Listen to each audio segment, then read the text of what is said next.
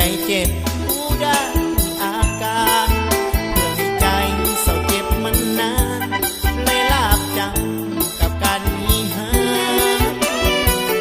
อยู่เป็นคนโสดดีกูบ่มีเรื่องที่ปวดหัวความสุขก็มีในตัวสายโสดทุกคนหูจักไปมาทางใดสะดวกเฮ็ดได้ตามใจแนวมักสบายใจได้หูคักต่างกับมียิ่งทักท่วมทางชีวิตคนเฮาแสวงสอกหาความสุขถ้ามีหักและมีทุกข์ควรลืมยิ่งหักออกห่างอย่าฝืนใจตนเองต่อก็ควรที่จะปล่อยวางเมื่อคู่ตอนป่ามีการบ่ควรคืนให้ติดคอบ่อยากที่จะมีหักกับหญิงสาวคนใดแล้วเพราะว่าเจ็บหลายลาบแล้วมีหัก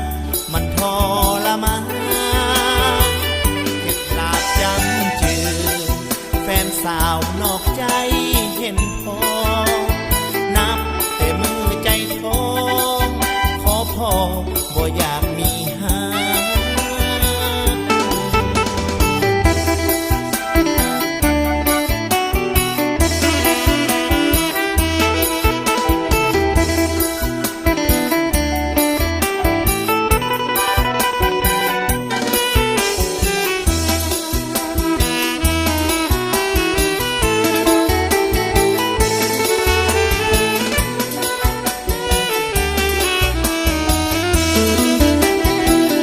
ชีวิตคนเฮา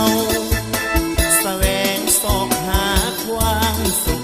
ถ้ามีหักและมีทุกข์ควรลืมยิ่งหักออกห่างอย่าฝืนใจตนเองต่อก็ควรที่จะปล่อยวางเมื่อคู่ตอนป่ามีการบ่ควรคืนให้ติดคอบ่อยากที่จะมีหักกับหญิงสาวคนใดแล้วเพราะว่าเจ็บหลายลาบแล้วมีหักมันทรมาน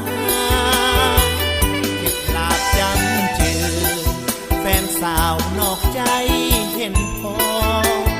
นับแต่มือใจท้อขอพอบ่อยากมีหา